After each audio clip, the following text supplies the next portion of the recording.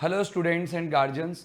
मैं आपको एक बहुत ही महत्वपूर्ण बात आज बताने वाला हूं। जैसा कि आप लोगों को पता है कि एक तरफ बच्चा एकेडमिक्स को बहुत अच्छे से स्ट्रॉन्ग कर रहा होता है, तो दूसरी तरफ उसको कहीं ना कहीं करियर का जो डर है वो सता रहा होता है।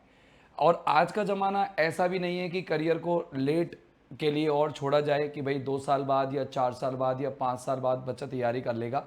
तो जैसा कि आप लोगों को पता है कि कंपटीशन टफर होता जा रहा है, रोज का रोज कंपटीशन बढ़ता चला जा रहा है। हर वैकेंसी में बैकलॉग बढ़ता चला जा रहा है। बच्चों की जो रेस है वो बहुत तेज उड़ती चली जा रही है, वैकेंसीज कम होती चली जा रही है। इस समय पर अगर किसी गार्जियन का या किसी बच्चे का उद्देश्य है कि उसे गवर्नमेंट जॉब प्राप्त करनी है, तो फिर उसको एक नई शुरुआत करनी चाहिए। अगर वो 12th पास हो चुका है और अगर उसकी एज 16 साढ़े 16 के लगभग है, तो फिर उसको सही समय है। अगर आप उसको कॉम्पिटिटिव एग्जाम्स के लिए तैयारी कराएं, उसको सरकारी नौकरी के लिए तैयारी कराएं। हमारे शहर में या हमारे आसपास में खास तौर से जो ट्रेंड बना हुआ है वो ट्रेंड है आईआईटी का। इसके अलावा मेडिकल एग्जाम जिसको नीट कहते हैं, और फिर इनके बाद बचती है दूसरी एग्जाम्स। अगर कोई बच्चा अपनी कैलिबर को पहचानता है और वो आईआईटी और मेडिकल जैसी एग्जाम्स में क्रैक कर सकता है, तो वो हमको एक या दो चांसेस में ही पता लग जाता है कि कहाँ हमारा जो स्टूडेंट है, कहाँ हमारा विद्यार्थी स्टैंड कर रहा है। अगर हम चाहते हैं कि उसको आगे बढ़ाएं, तो फिर हम उसकी दिशा मोड़ देनी चाहिए। कहते हैं ना कि जब आपको राह ना मिले तो फिर दिशा मोड़ देना उचित होता है सही राह पर पहुंचाने के लिए। तो राह बच्चे की क्या है वो आप उसके कैलिबर को पहचानो। फिर मुझे एक बड़े साइकोलॉजिस्ट की बात याद आ जाती है कि तुम मुझे कोई बच्चा दे दो और बता दो कि उसे क्या बनाना है, तो मैं उसे वो बना दूंगा। तो फिलहाल टीचर के ऊपर भी बहुत कुछ डिपेंड करता है कि वो उस बच्चे को किस तरह से मार्गदर्शित करे और कैसे बढ़ाए। फिलहाल हमारे शहर में, हमारे आसपास के क्षेत्र में विद्यार्थियों को गाइडेंस को लेकर के बड़ी समस्या आती है कि हम किस तरह से परीक्षा की तैयारी करें। 12th हो चुकी है, कोई बीए, बीएससी, बीकॉम या फिर एलएलबी की फर्स्ट ईयर कर रहा है, कोई सेकंड ईयर तो कोई थर्ड ईयर, कोई सेमेस्टर की परीक्षाओं में जूझ रहा है, कोई सोच रहा है कि पहले मैं एग्जाम दे लेता हूँ एकेडमिक्स की, उसके बाद मैं कॉम्पिटिटिव एग्जाम्स की तैयारी करूंगा। तब तक समय काफ़ी निकल चुका होता है। जैसा कि आप लोगों को पता है कि बच्चे का माइंड बहुत फ्रेश होता है 12th के बाद। 12th के बाद बच्चों की एक लर्निंग कैपेसिटी, उसकी जो मेमोरी होती है वो बहुत ज़्यादा शार्प होती है, उसके अंदर याद करने की क्षमता ज़्यादा होती है, सेटिंग पावर होती है, उसके पास बहुत ज़्यादा स्टेमिना होता है। तो अगर कोई बच्चा 12th के बाद या फिर अपनी बैचलर डिग्री को रन करते करते अगर कोई कॉम्पिटिटिव एग्जाम्स की तैयारी करता है, तो महज 1 या 1.5 साल के संघर्ष में वो अपनी ज़िंदगी को एक नया मुकाम दे सकता है। तो आप अगर कॉम्पिटिटिव एग्जाम्स की तैयारी करना चाहते हैं, अगर आप सरकारी स्तर पर अपने आप को चमकाना चाहते हैं, तो मैं आप लोगों के लिए एक नई वीडियो लेकर के आऊँगा जिसमें आप लोगों को विविध प्रतियोगी परीक्षाओं की जानकारी दूंगा।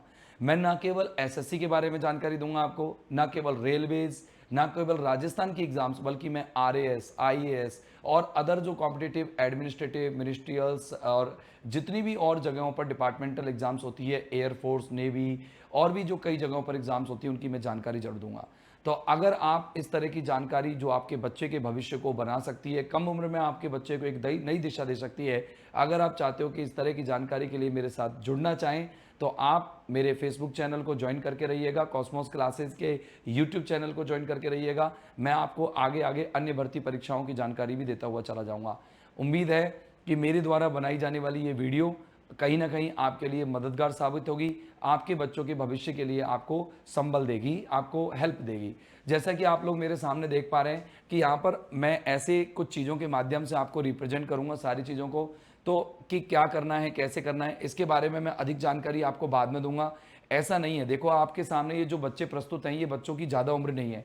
इसकी उम्र जो है अभी 19 की हुई है। रोहित गुनावत ये क्लर्क बन चुका है आईबीपीएस के थ्रू। एक आरआरबी बैंक होती है, राजस्थान ग्रामीण बैंक रूरल बैंक होती है, और उस रूरल बैंक में क्या है, इस बच्चे का क्लर्क पोस्ट पर सिलेक्शन हुआ है।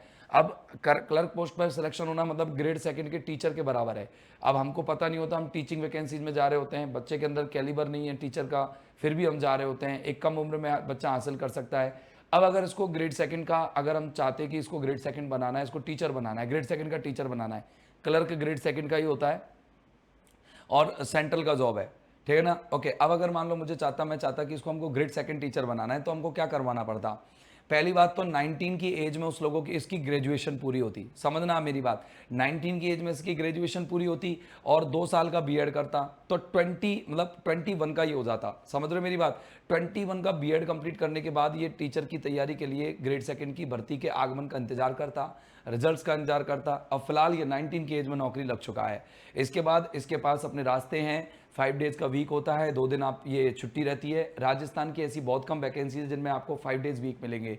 सेंट्रल वैकेंसीज में आप लोगों को 5 डेज वीक मिलते हैं। 2 दिन आप अपनी प्रिपरेशन कर सकते हैं, घर वालों से मिलने आ सकते हैं और अच्छी रैंक है तो इसको आसपास ही मिल जाएगा।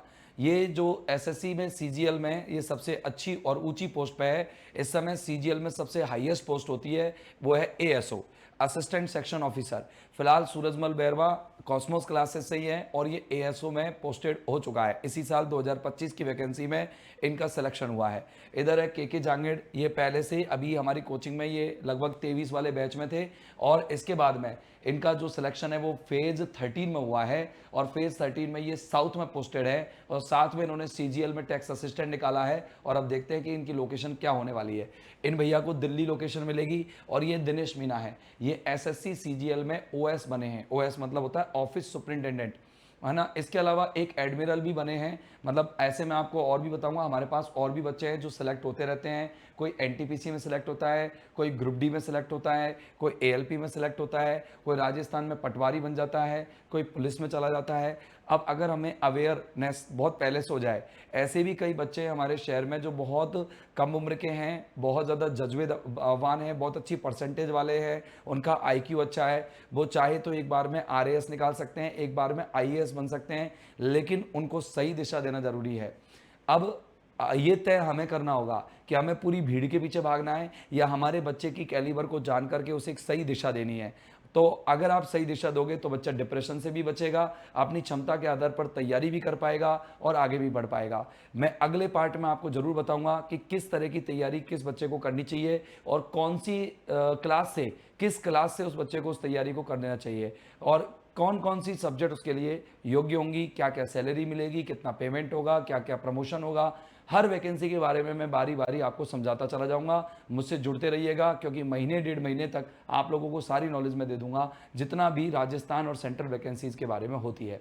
और मैं इसके अलावा आपको इंडिया से बाहर की वैकेंसी, जो इंडिया में जिनकी एग्जाम्स ली जाती है, भारत में जिनकी परीक्षाएं होती है और उसमें काफ़ी अच्छे जॉब ऑफर्स होते हैं, उनके बारे में भी आपको जानकारी दूंगा। जैसे कि टॉफेल एग्जाम हुई और भी एग्जाम्स हैं जो एंट्रेंस एग्जाम्स के थ्रू होती हैं। तो मैं अधिक जानकारी आपको देता रहूँगा और मैं उम्मीद करूँगा कि आप मुझे बड़ा प्यार देंगे, स्नेह देंगे और इन वीडियोज़ को ज़्यादा से ज़्यादा प्रमोट करेंगे।